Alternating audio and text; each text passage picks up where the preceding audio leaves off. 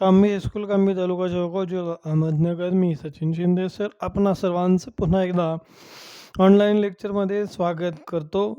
इयत्ता 6वी विषय मराठी आणि आज आपण पाहणार आहोत धडा 13वा सफर मेट्रोची या धड्याचं प्रकट वाचन. तर पान नंबर 61 वरील हा धडा आपण पाहत असताना या धड्याच्या लेखिका आहेत क्रांती गोडबोले पाटील. यांचा जन्म आहे 1990चा आणि नवोदित लेखिका, किशोरवयीन मुलांसाठी तसेच सामाजिक विषयांवर ते ललित लेखन. विज्ञान व तंत्रज्ञानाच्या युगामध्ये अनेक नवे शोध लावले जात आहेत. प्रवासाच्या वाहनांमध्ये वेगाने बदल होत आहेत. ज्या त्या प्रदेशाची भौगोलिक परिस्थिती व मानवांच्या गरजा यांचा विचार करून वाहतुकीच्या साधनात प्रगती होत आहे. मेट्रोची पहिली महिला सारथी रुपाली चव्हाण यांचा मेट्रो चालवण्याचा अनुभव व मेट्रोचा परिचय संवाद रूपाने दिलेला आहे. वयम या मासिकातून हा संवाद घेतलेला आहे. तर मेट्रो म्हणजे काय, तर या ठिकाणी आपण पाहणार आहोत. जमिनीवरती उड्डाणपूल तयार करून त्या उड्डाणपुलावरून धावणारी ही जी रेल्वे आहे तिला मेट्रो असं म्हटलेलं आहे. तर अशा आणि ह्या पहिल्या मेट्रोच्या सारथी चालक ड्रायव्हर बनण्याचं भाग्य रुपाली चव्हाण यांना मिळालं. हा त्यांचा अनुभव या पाठामध्ये आपल्याला बघायचा आहे. आता या खाली एक तक्ता तुम्हाला दिलेला आहे. या तक्त्यामध्ये विविध क्षेत्रातील कर्तृत्ववान महिलांची नावं तुम्हाला लिहायची. क्षेत्र आहेत क्रीडा, विज्ञान, वैद्यकीय, शिक्षण, राजकीय अशा वेगवेगळ्या क्षेत्रांमध्ये तुम्ही त्यांची नावं या ठिकाणी लिहू शकता. क्रीडा क्षेत्रामध्ये पी.टी. उषा आहे. विज्ञान क्षेत्रामध्ये सुनीता विल्यम आहे. वैद्यकीय क्षेत्रामध्ये आहेत. शिक्षण क्षेत्रामध्ये सावित्रीबाई फुले या आहेत. राजकीय क्षेत्रामध्ये इंदिरा गांधी आहेत. प्रतिभाताई पाटील आहेत. अशा नावांची यादी तुम्हाला या ठिकाणी करायची आहे. तर आता आपण या ठिकाणी या पाठाचं वाचन पाहणार आहोत. पान नंबर 61 धडा 16वा सफर मेट्रोची. मुंबईत मेट्रो ट्रेन सुरू झाली आणि त्यातून प्रवास करण्यासाठी खूप झुंबड उडाली. मेट्रो खरोखरच अजब आहे. प्लॅटफॉर्म चढण्यासाठी आणि उतरण्यासाठी सरकते जिने, टोकन टाकताच उघडणाऱ्या झडपा, मेट्रोच्या डब्यांचे आपोआप उघडणारे बंद होणारे दरवाजे, वातानुकूलित स्वच्छ डबे, झूम वेगात धावणारी ही गाडी. पावसाळ्यात उड्डाणपुलावरून मेट्रोतून प्रवास करताना ढगातून तरंग जात असल्याचा अनुभव येतो. बोगद्यातून जाताना जगाशी संबंध तुटल्यासारखा भासतो. या आधुनिक मेट्रोतून प्रवास करून आल्यावर काही प्रश्न मनात आले आणि मग रुपाली चव्हाण यांच्याशी साधलेला हा संवाद त्या मेट्रो चालवणाऱ्या पहिल्या महिला सारथी ठरलेल्या आहेत. तर या ठिकाणी प्रश्न आणि ही एक प्रकारची मुलाखत आहे. प्रश्न विचारलेला आहे आणि रुपाली चव्हाण यांनी त्याला उत्तरे दिलेली आहेत. तर आपण बघूया पान नंबर 61 धडा 16वा सफर मेट्रोची. प्रश्न: मेट्रो पायलट होण्यासाठी तुम्ही काय काय प्रयत्न केले, कोणता अभ्यास केला? रुपाली: मी कोकणातील सिंधुदुर्ग जिल्ह्यातील मुलगी. सिंधुदुर्ग शिक्षण प्रसारक मंडळाच्या अभियांत्रिकी महाविद्यालयातून इंजिनियर झाले.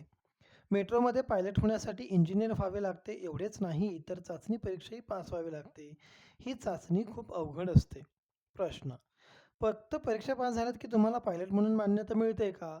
रुपाली: नाही. यानंतर उमेदवाराची मानसिक आणि शारीरिक चाचणी घेतली जाते. या सर्व चाचण्यात पास झालात की मग मुलाखत घेतली जाते. मुलाखतीमध्ये निवड झाल्यावर मग मेट्रो चालवण्याचे 1 वर्षाचे प्रशिक्षण दिले जाते आणि मगच तुम्ही मेट्रो पायलट बनू शकता. प्रश्न: रुपालीताई, पहिल्यांदा मेट्रो चालवताना तुम्हाला कसं वाटलं? रुपाली: मेट्रोचं उद्घाटन झालं तो दिवस माझ्यासाठी अविस्मरणीय आहे. पहिली मेट्रो चालवण्याची जबाबदारी माझ्यावर होती. मनात थोडी धाकधूक होती की मी सर्वांना व्यवस्थित घेऊन जाईन की नाही.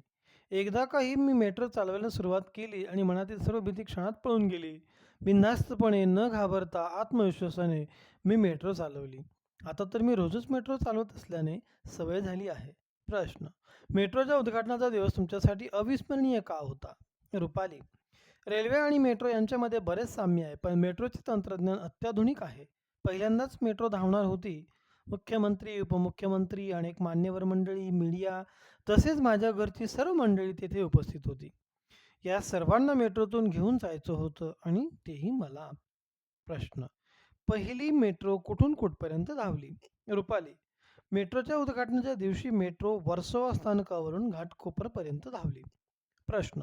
मेट्रो कोणत्या इंधनावर चालते? रुपाली. मेट्रो विजेवर चालते. प्रश्न. एका मेट्रोत किती पायलट असतात? रुपाली. एका मेट्रोत एकच पायलट असतो. प्रश्न. मेट्रोला दोन्ही बाजूनी इंजिन असते का? रुपाली. लोकलप्रमाणे मेट्रोलाही दोन्ही बाजूस इंजिन असते. मेट्रो ट्रेन फक्त 4 डब्यांची असते. मेट्रोला स्वतःची कारशेडही असते. घाटकोपरहून वर्सोव्याला मेट्रो पोहोचली की ती कारशेडमध्ये जाते. तिथे पायलट उतरून घाटकोपरच्या दिशेने इंजिन असलेल्या केबिनमध्ये येतो. मग मेट्रो घाटकोपरच्या दिशेने नेतो. प्रश्न. मेट्रोत एका वेळी साधारणतः किती प्रवासी प्रवास करू शकतात? रुपाली. मेट्रोत एका वेळी साधारणतः 1500 प्रवासी प्रवास करू शकतात. प्रश्न. मेट्रोचे वेगळेपण काय? रुपाली. मेट्रोचे डबे स्टेनलेस स्टीलने बनवलेले असतात.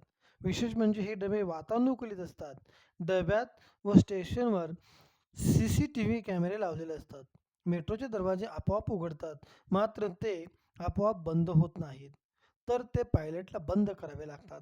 पायलटसाठी बंद केबिन असते. केबिनमध्ये मेट्रो चालवण्याची पूर्ण यंत्रणा बसवलेली असते.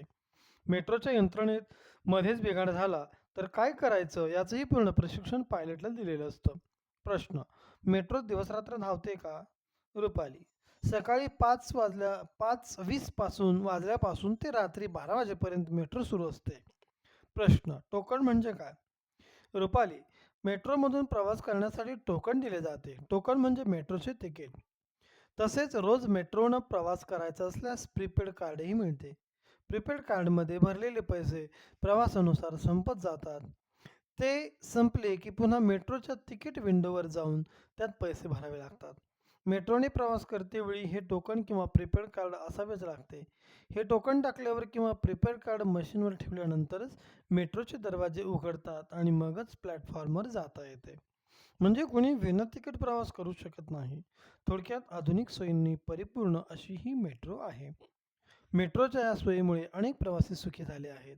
प्रवासाचा वेळ तर वाचतोच, शिवाय प्रवास आनंददायी आणि सुखकारक होतो, असे रुपाली आवर्जून सांगते.